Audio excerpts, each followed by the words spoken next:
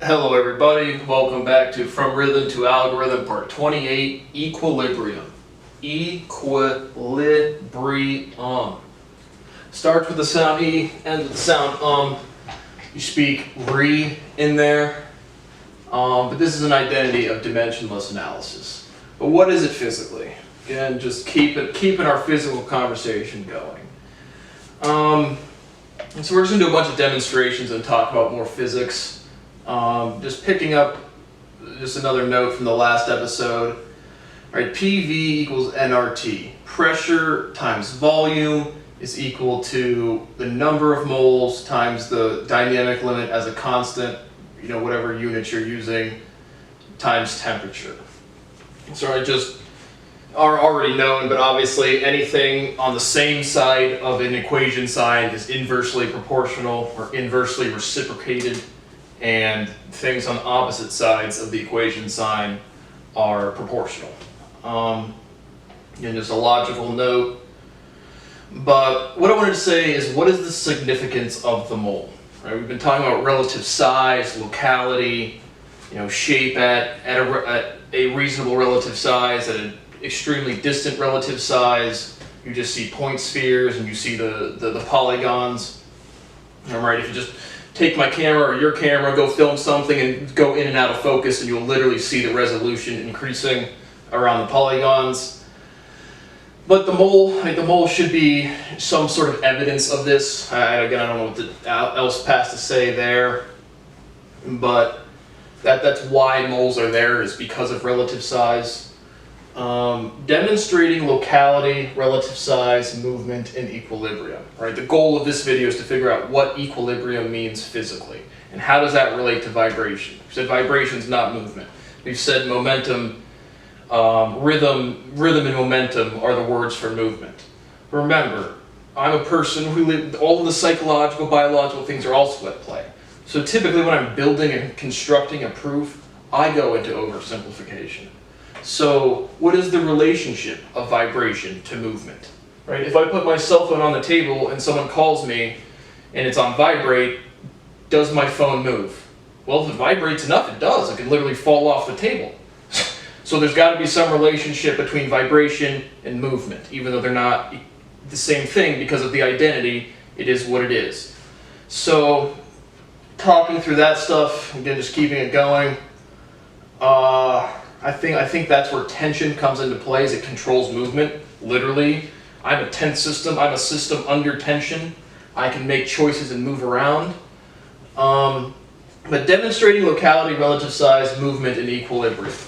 If I sit here with my feet off the floor and literally just hopefully I don't have a heart attack and my heart stops beating, but I'll start like rocking back and forth. And same thing, if you're in a chair, you just naturally start rocking, right?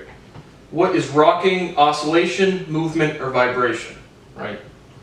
So we're going to call this a system in equilibrium, right? If I was 2,000 years ago out of a fulcrum in a balance, it would be level, L-E-V-E-L, completely geometric, right? Reflexive geometry through the V. Same with equilibrium. Again, I know it's another geometric identity, don't really know what to do with it, but Ili, they say that in Polish, they say that in Russian a lot. But that sound in English, I-L-I, they're, direct reflexive symmetry through the L. But I pick up on this all of the time. Again, don't know what to do with it past state the identity. But we're going to say a system. Now how about, so I'm rocking back and forth. But now how about my guitar case? Is it moving? Definitively, we would say no at the room scale. But how about the individual atoms? How about the electrons of the atoms? Well, the electrons of the atoms are certainly moving. They're circling around the nucleus of the atom. But right, I personally don't perceive the movement. We can measure temperature, so we know it's vibration. What's going on? How do we connect that? Is that system under tension? Does it has the potential for move? I don't know. So we'll talk about the other. Right, different types of equilibrium. We have, in just Newtonian and chemistry known stuff today, we have stability and equilibrium. Stable equilibriums and unstable equilibriums. Graphically in math, it's a peak is unstable, a trough is stable. So Equilibrium, or we can say the nucleus is locally stable. We can say the atom is locally stable. We can say a given object at a given size is locally stable. And the stability of the E and M bondings are stronger than gravity. That's why it has shape. Let me start over. And so we can say equations are mathematical statements of physical equilibrium. Right? That's why you at the moles and you balance your chemical equations. That's why you do one side to the equation what you do to the other side of the equation. Again, still just trying to physically, again, there's equilibrium is something, vibration is something, movement is something. They all relate, and we have to construct the right words for a fundamental physical proof. Two other ideas I wanted to talk about were efficiency and efficacy. What's the difference? I think, just as an example, I think Viagra was originally developed as a hair loss pill. So Viagra would be inefficient at, it's efficient at generating blood flow, but it's inefficient at generating hair regrowth. So it's efficient at blood flow, it's not efficacy. Efficacy is doing what something, the function, what it's designed to do, it does that. Efficiency is it maximizes something. So that's just the difference there. We've talked about efficiency as an axiom, but efficacy, obviously linguistically extremely similar, logically extremely similar. So I just wanted to make that differentiation.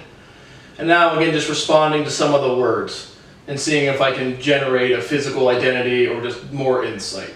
Frequency, vibration, rhythm, pressure, temperature, tension. Frequency. Again, there's a lot of E's. That is how we relate the energy level of a photon, but we've defined energy as the potential for movement. So I really think we have to start looking at light as, again, not even moving. It's oscillating, and a system with mass disturbs that oscillation, and the speed that information travels is still the speed of light, but I don't think light has a speed. And I think vibration, we can quantify that, and again, it's just the light is the background. Space is the absence of matter. Vibration, again, for movement, we've already talked. Rhythm, movement limits heat, limits disorder, limits chaos. But again, for our chair demonstration, the rhythm is the basis, I don't have to think about breathing. I don't have to think about my heart beating. Frequency is the emergent property. I can send a signal from my brain to go move around. So what's the relationship? Well, pressure, Force equals mass times acceleration. Mass times acceleration. So, but a pressure is a force per unit area. We've rigorously, geometrically, and mathematically described area. So we can stop, from our irreducibility theorems, we can make the physical jump that we shouldn't even deduce force to mass times area. We should just keep it as pressure. And then make the further generalization that we live in 3 dimensions, so that's an oversimplification. Again, because it uses the equal sign. But temperature, temper, you can reduce that. E-motion is the basis of motion. Basis uses, because the set has to use less syllables, the range is larger, so more general words, which are more applicable, we use more syllables. Temper, temperature. Tension, tension. Again, we've done the physical demonstration, not sure what to do with that word there. But if you're under a lot of pressure, are you tense? If you're under stress, are you tensed? Yes. So those are emotionally true. How do we reduce that to, again, a physical identity? Trying my best. But I wanted to say one other thing. Oh, density, We've now talked about volume. Density is mass per unit volume. I said area in a previous lecture that was misspeaking, but you can have a density equivalent to a vibration. How much frequency that's your equivalent to density for R1. For area, what would be the equivalent to density? Again, just like points in a plane. And then actual density is mass per unit volume, and all measurements are in R3, dimensionality 3. So, right, light does not have any density.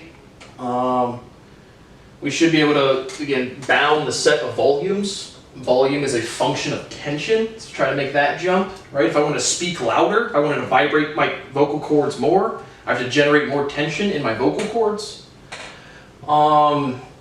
Right, our volume, we've said, is repetition, and that's equivalent for the gym and for frequency. In sound, both sound and frequency, you know, the number of peaks in a vibrating wave, those are just numbers. There's no units to that. Now, volume geometrically, there's units to that, right? Meters cubed, centimeters cubed. So units versus not units. Don't know what to do past that, but we can make some sort of physical bounding for volume in our density equation. So when we're talking about calculating physical maximums, I think that's the first step, is calculating the full set of density and to volume, right? Mass is volume times density. We can just move that over. So volume and density are inversely proportional, and they are. Cool beans. That's a check mark. Good job, Brad. And something about, again, what physical pairing can we say there's no, what physical discreteness to complete fractions? Why don't irrational numbers exist? That should be something very physical now. Is space continuous? Matter is discrete. I think space can be defined as like, I don't know. Yeah, those are the ideas here. Again, keeping it going. Thanks for watching part 28, Equilibrium.